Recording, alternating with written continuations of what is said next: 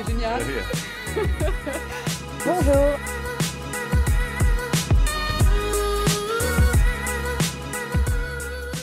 Bonjour à tous. Sa bienveillance et sa beauté en font sans aucun doute la top modèle française la plus populaire en France. On est très heureux de l'accueillir aujourd'hui au Figaro. Bonjour Estelle Lefébure. Bonjour. Merci d'être ici aujourd'hui. Je suis ravie de vous recevoir dans l'émission. Après le succès de vos deux précédents ouvrages, Orae, la méthode Estelle Lefébure et Orae, ma méthode anti-âge, vous venez de faire paraître cet ouvrage, troisième tome, Orae, le bien-être pour les enfants, donc axé sur les enfants. Comment est née l'idée de cette thématique sur les enfants?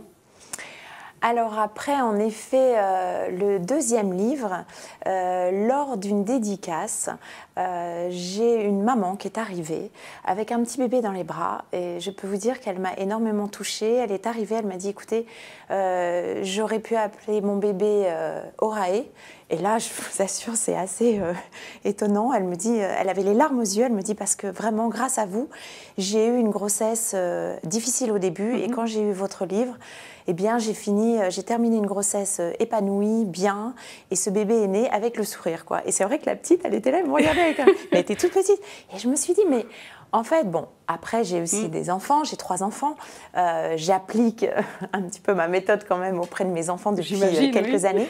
Et je me suis dit, pourquoi ne pas en faire un livre? Pourquoi ne pas partager justement tout ça avec les lecteurs et essayer de donner plein de petits conseils de maman, mais aussi d'experts. Alors vous venez de le dire, vous êtes évidemment la maman de 3 enfants, 2 jeunes femmes de 20 et 22 ans et un petit garçon de 7 ans. Est-ce qu'il ne faut pas voir aussi dans votre démarche, on va dire, la conséquence d'une inquiétude aussi vis-à-vis des enfants, l'atmosphère dans laquelle ils vivent aujourd'hui, l'univers dans lequel ils vivent aujourd'hui et leur bien-être en général? Je pense qu'en effet, il faut s'adapter avec le temps qui passe et ce qu'il y a de nouveau. Bien sûr, on a par exemple, ces réseaux sociaux, le téléphone, tout ça, ce sont des choses quand même qui sont nouvelles, mais il faut faire attention, il faut quand même garder l'essentiel. Et je pense que justement, on oublie certaines choses. Et ce livre fait pour rappeler ce qui peut être très important entre son enfant et soi, le partage, c'est exactement ça, c'est-à-dire essayer d'avoir des choses qui sont très simples, mais en fait que l'on oublie. C'est une logique. Alors vous avez découpé votre livre en 4 chapitres dans lesquels vous livrez vos conseils sur la nutrition, l'éducation, la méditation, le yoga, vos astuces de maman aussi. Et à la fin de chaque partie, vous proposez même des petites recettes très faciles à faire et très appétissantes. Donc on laissera les internautes s'y référer. Ce livre repose-t-il complètement sur votre expérience, sur ce que vous avez vous-même complètement appliqué auprès de vos enfants ?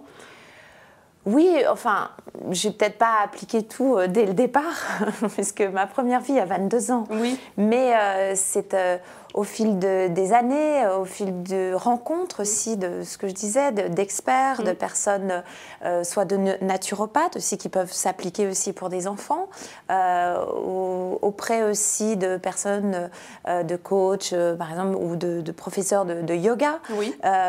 Et puis, en effet, un apprentissage moi-même en tant que parent, j'ai fait au fil des années, j'ai pu découvrir ce qui marche pas, et puis je pense qu'après c'est vraiment du bon sens. Ouais. C'est vraiment du bon sens. Revenir à l'essentiel, comme vous le disiez. Oui, revenir à l'essentiel et puis se souvenir de certaines choses aussi, c'est-à-dire par exemple partager un sport avec son enfant, quelquefois marcher à son rythme. Oui. On oublie ça. On est tellement dans une spirale quotidien. On respire à peine nous-mêmes, qu'il faut aussi apprendre à nos enfants à respirer. Donc voilà, il faut se poser de temps en temps. C'est ce que je dis, c'est un vrai échange. Et on l'oublie. Alors vous vous êtes focalisé sur les enfants dès 6 mois jusqu'à l'adolescence. Pourquoi pas dès la naissance ? Parce qu'il y avait en fait la question aussi de l'allaitement et de vraiment le côté nourrisson. Encore une fois, dans tous mes livres, je dis je ne suis pas médecin, je ne suis pas pédiatre, je ne suis pas naturopathe, je ne suis pas nutritionniste. Donc attention, je ne veux pas prendre non plus position en tant que... Moi, je suis vraiment une maman et je me suis dit qu'en fait, les premiers 6 mois, c'est quand même très délicat. Je pense que ça serait plutôt de la part d'un pédiatre. Ou, voilà. Moi, Et vous avez allaité vous-même, par exemple? Oui, bien sûr. Alors, voilà, après, chacun est libre de faire ce qu'il veut. J'avoue que j'ai allaité pour mes 2 premières filles pendant 4 mois et demi et mon petit dernier, 1 an.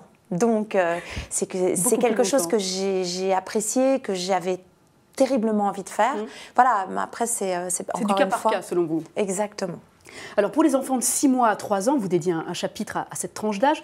Vous proposez des exercices de yoga, comme la posture du bébé heureux ou la posture du chien. Mais ça veut dire qu'on peut faire du yoga à un enfant de 6 mois? En fait, il le fait presque automatiquement tout seul. La position du bébé heureux, il l'a fait. Et en fait, on devrait continuer à la faire, puisque ça garde après une certaine souplesse. Et malheureusement, on l'a fait. En fait, c'est tout simple. Le bébé est allongé sur le dos et il prend ses talons, enfin ses pieds dans chaque main. Donc en fait, il est un peu à l'envers comme ça. Et puis il a ses mains. Je vais pas le faire, hein, mais donc en fait, c'est vraiment une position que le bébé fait tout le temps. Et qui lui détend la colonne vertébrale. Exactement. Et puis après, il y a toute cette souplesse justement où il y a comme un peu un balancier. Il peut se faire même balancer ou d'autres. Ça, on ne le fait plus après. Ouais. Bon, on devrait. Ça serait bien de le faire. Jusqu'à notre âge avancé. Exactement. Alors, idem pour la méditation, vous dites qu'on peut démarrer avec son bébé, avec son nourrisson. Comment on fait ? En fait, c'est une question, encore une fois, de partage. C'est-à-dire qu'on va le faire ensemble. Bien sûr, on ne va pas lui demander à respirer 3 inspirations, 2... Non, ça, c'est pas possible. Mais c'est quelque chose qu'on peut faire où on a son bébé sur soi et on apprend déjà à respirer avec lui. Vous savez, l'enfant, il va faire une sorte de mimétisme. Oui. Donc, tout au long de son enfance, même après, quelquefois. Et donc, du coup... Avoir son bébé et partager ce moment-là, c'est un moment de détente. Ça peut détendre aussi son enfant, si son enfant est un petit peu énervé, si son enfant même a des coliques, des choses comme ça, une petite colère. Voilà, il va être là et on va essayer de le détendre par nous-mêmes, par notre méditation quelque part. Profiter de l'instant présent pour être focalisé sur l'instant présent. C'est presque... C'est une prise de conscience, c'est prise du moment, de l'instant. Sensoriel. Ça, c'est très important. Ouais. Très important.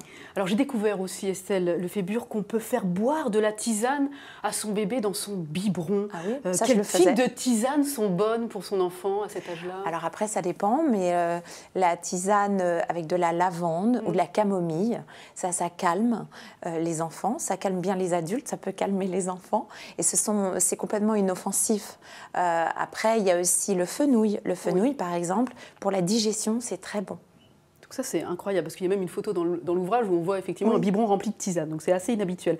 Toujours à propos de tisane, pour les enfants de 3 à 6 ans, vous proposez d'organiser avec son enfant ce que vous appelez la cérémonie de la tisane. En quoi ça consiste, cet événement-là ? C'est-à-dire qu'en fait, c'est important de faire prendre conscience à son enfant. Alors, ça peut être la cérémonie de la tisane, mais ça peut être aussi un repas ou une préparation d'un plat ou d'un dessert ou de quelque chose que l'enfant va apprécier à faire ensemble avec vous et lui apprendre en fait les bons gestes, les bonnes doses. Vous parlez du fait que c'est l'occasion de sortir une jolie vaisselle, de montrer comment on fait infuser le sachet. Je crois que c'est important de dialoguer avec lui. Oui, mais je pense que c'est important en fait, même dans le petit détail, d'aller jusqu'au bout. Oui. Parce que même si plus tard l'enfant ne le fera pas, il aura eu ce moment-là avec vous, il aura appris quelque chose. Puis en fait, les enfants, ils adorent apprendre. Non, mais et qu'on les implique dans un apprentissage, un geste du quotidien. Je veux dire, il y a d'autres, bien sûr, il y a des jeux, mais ça peut devenir comme un jeu, en fait. Et c'est ça qui est intéressant. Votre livre, c'est aussi l'occasion pour vous de mettre en avant des conseils nutrition, encore une fois axés sur le bon sens aussi. Et pour les petites 3-6 ans, toujours, vous dites qu'il faut briser l'équation sucre égale plaisir. Pour quelles raisons et concrètement, comment on fait avec des enfants de cet âge-là ? Souvent, le sucre est une récompense. Pourquoi ça devrait être absolument du sucre? C'est-à-dire souvent, c'est les bonbons. Quand je dis le sucre, c'est-à-dire les bonbons. Oui. Ça devient, si tu es sage, tu auras un bonbon. Si tu manges, tu auras un dessert. C'est ça. Alors après, quel dessert? Ça, c'est aussi... Alors à la limite, c'est à vous de faire attention que ce ne soit pas quelque chose de trop sucré, un gâteau trop sucré. Si vous le faites à la maison, encore ça va, il y a des bonnes recettes. mais c'est vrai que souvent, mais ça c'est depuis tellement longtemps, donc c'est difficile en effet de casser cette habitude de dire, voilà, tu es sage, tu auras un bonbon. Ouais. Ça, c'est vraiment terrible. Alors comment on fait? Bah, moi, je lui dis pas ça. Je lui dis pas tout simplement, si tu es sage, tu auras un bonbon. Je dis, si tu es sage, on ira, je veux dire, lui donner un autre plaisir, oui. que le bonbon devienne un plaisir. Oui. C'est ça, surtout, je veux dire, en fait. C'est enlever ce côté plaisir avec l'association du bonbon, donc de la sucrerie. Pour favoriser les autres aliments. Autrement, oui. voilà, à ce moment-là, qu'est-ce qui te ferait plaisir? Je sais pas, je dis n'importe quoi. Il me dit, j'ai envie d'aller faire un tour en trottinette avec toi. Et bien, dans ces cas-là, si tu es sage ou si tu as tout fait, on ira faire un tour. Voilà, je vous dites préfère aussi que ce c'est genre pour éviter aussi les solutions de facilité. Il y a la publicité à la télévision qui bombarde aussi sur les sucreries ou les plaisirs facilement accessibles au niveau des sucreries, mais pas que. Et donc, pour casser ça, il faut favoriser les enfants sur des pistes qui les emmènent parfois vers les légumes. Et justement, d'ailleurs, comment on fait aimer les légumes aux enfants? Comment vous avez fait, vous? Alors, attention, hein, mon fils n'aime par exemple pas tous les légumes. Ou mes fils, c'est pareil, c'était difficile au début. Ce que je dis, par exemple, c'est que ne forcez pas un enfant absolument à vouloir aimer les haricots verts tout de suite. Voilà, vous essayez une première fois, si ça ne marche pas, on attend un petit peu et on réintroduit une autre fois les haricots verts. Pareil, ne pas mélanger 3, 4 légumes en même temps. Parce que du coup, l'enfant n'arrivera pas à dissocier quel est le goût d'une carotte avec... Il faut que visuellement, il puisse identifier le légume à un goût. Et puis, c'est un légume par un légume. Alors après, vous pouvez faire un petit peu de carotte et un petit peu de brocoli, je dis n'importe quoi. Mais voilà, si on fait une purée avec tout mélangé, il n'y aura absolument pas, ça sera une purée de légumes, mais on ne sait pas à quoi ça correspond. C'est des petites choses comme ça. Et puis, je trouve que maintenant, on a une bonne manière aussi, c'est de faire des bons jus. Des jus mixés à partir de légumes? Exactement, légumes et fruits. Et ça passe tout seul. Par exemple, quel jus vous donneriez à un enfant entre 3 et 6 ans? Alors, par exemple, jus de carotte, orange. Alors, gingembre, c'est un peu dur hein, de mettre le gingembre. Ou alors carotte, pomme, ça passe très bien. Et alors, quelquefois, je vais même jusqu'à la betterave. Mais alors, betterave, j'associe un peu avec de la fraise ou de la framboise. C'est un fruit rouge. En plus, d'abord, c'est plus logique de dire qu'il y a des fruits rouges, comme ça passe. Mais au moins, il a sa dose de légumes. Vous consacrez évidemment un chapitre à l'adolescence, période à la fois difficile, compliquée, touchy, pour prendre une expression anglaise. C'est parfois pendant cette période que se rompt le dialogue entre les parents et les enfants. Comment vous avez géré cette période-là avec vos filles? Alors, encore une fois, après, c'est... cas par cas, je peux pas généraliser. J'ai eu la chance, en effet, d'avoir 2 filles qui ont passé le moment de l'adolescence, on va dire, plutôt bien, franchement. Voilà, j'ai pas eu de gros problèmes dramatiques, donc j'ai eu déjà de la chance. Oui. Je pense qu'il est important de ne pas rompre le dialogue. C'est ce que je dis. Je pense que pour moi, c'est la première des choses, première règle. C'est-à-dire que même si c'est une bagarre, même si à chaque fois ce sont des mots qui sont difficiles à entendre ou difficiles à dire, même si ça va être plutôt de la colère qui sort et non pas de l'amour, c'est pas grave. C'est quand même un contact. Et ça, c'est vraiment très important. Mais comment on fait pour ne pas franchir la barrière de l'intimité, ne pas être trop intrusif dans cette façon de maintenir le dialogue? Il faut être présente, dire vraiment... Alors, c'est vrai que la présence à ce moment-là est très importante. C'est vrai que, alors même si on travaille, avec des horaires compliqués, il est important de passer des moments seul avec son enfant, d'essayer d'avoir quelque chose où on peut se raccrocher, où on peut être ensemble. Et puis, je crois qu'il faut l'écouter aussi. Écouter, on connaît quand même son enfant. Je veux dire, il faut l'écouter. Il envoie des signaux. Bien sûr, il y a des signes qui ne trompent pas. Donc, essayer de le rassurer, de lui dire « je suis là ». tu as envie de me parler, je suis là, tu n'as pas envie, je vais pas... Voilà. Maintenant, il ne faut pas non plus attendre que ce soit lui qui fasse toujours le premier pas. Il faut quand même être là. C'est pour ça que je dis que la présence est très importante. Si on sort tous les soirs, par exemple, si on a des dîners tous les soirs, ça passe pas bien. Vous parlez de ces 5 raisons qu'il faut mettre en avant régulièrement pour dire à son enfant pour quelles raisons on l'aime. Le je t'aime, les 5 bonnes raisons. Alors, quelquefois, on l'a pas mal pris, oui. mais on a mal interprété, ce que je disais. C'est que, ce que je dis, c'est que souvent, le mot je t'aime, mais je pense que c'est valable pour les adultes aussi, hein. Maintenant, on parle pour les enfants. Oui. Je crois que le mot je t'aime, il est un peu galvaudé, c'est-à-dire que on le sort à tout bout de champ. Oui. Ok, à tout à l'heure, je t'aime. Oui, sans y mettre le sens profond. Ok, au revoir, je t'aime. Ouais. C'est pas, bien sûr que c'est important de dire je t'aime, mais quelquefois, il est important aussi de dire je t'aime parce que, de dire pourquoi.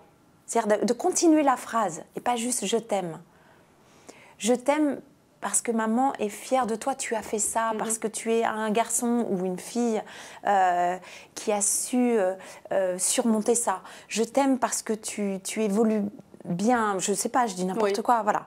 C'est important. Ça, vous l'avez fait plus avec profond. vos enfants. Vous voyez, c'est quand même... Le mot du coup je t'aime devient plus important. Et vous l'avez fait avec vos enfants, ça? Oui. Qu'est-ce que vous aviez en retour dans leur attitude, dans leur émotion? En fait, en retour, j'ai eu la même chose. Pas tout de suite, mais je me suis aperçue que mes filles me l'ont dit, mon fils me le dit maintenant à 7 ans. Il me dit « Maman, je t'aime parce que... voilà, tu es gentille, tu me fais plaisir. » Voilà, c'est bien de mettre aussi, vous voyez, pas simplement le « je t'aime », mais en fait avoir une phrase qui est plus importante derrière. Du coup, c'est extrêmement touchant. Ah oui. Oui, mais après, c'est important aussi parce que c'est un sentiment, mais qui devient encore plus concret.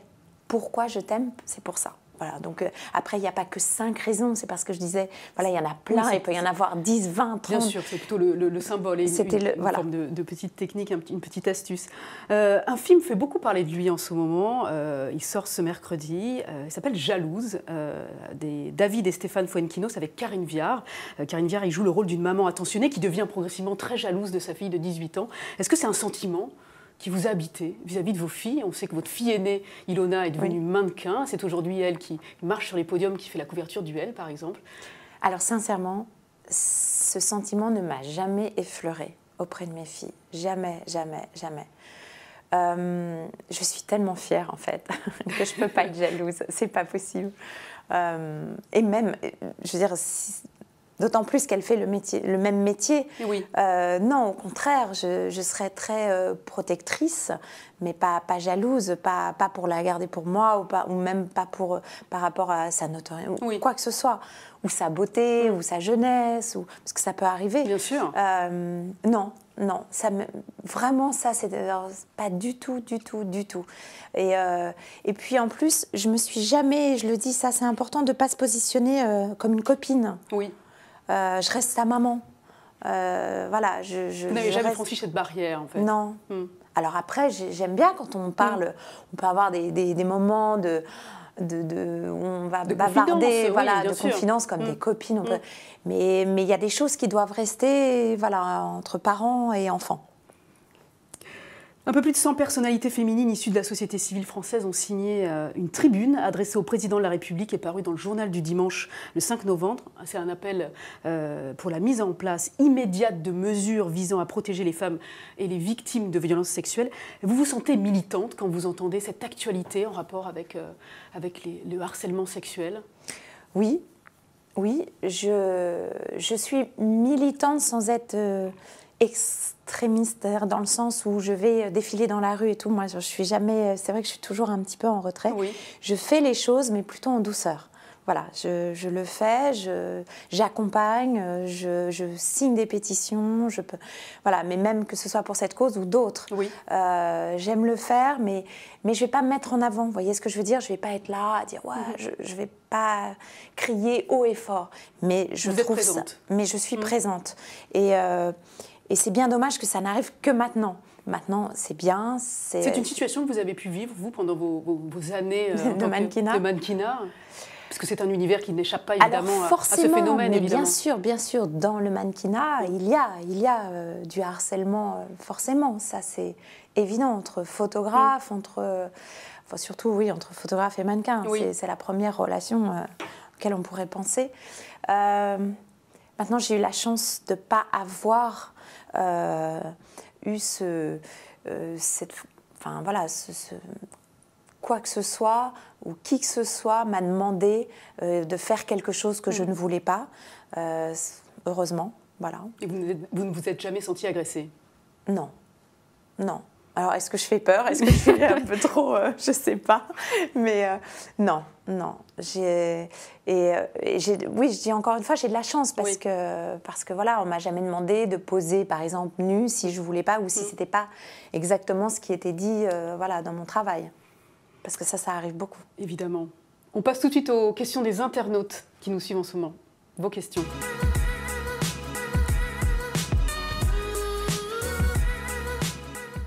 Alors Estelle Lefébure, il y a énormément de commentaires flatteurs sur votre physique. Bravo Estelle, toujours en beauté, encore bravo. Évidemment, c'est extrêmement flatteur, j'imagine, pour vous, mais c'est un discours que vous entendez depuis l'enfance quasiment.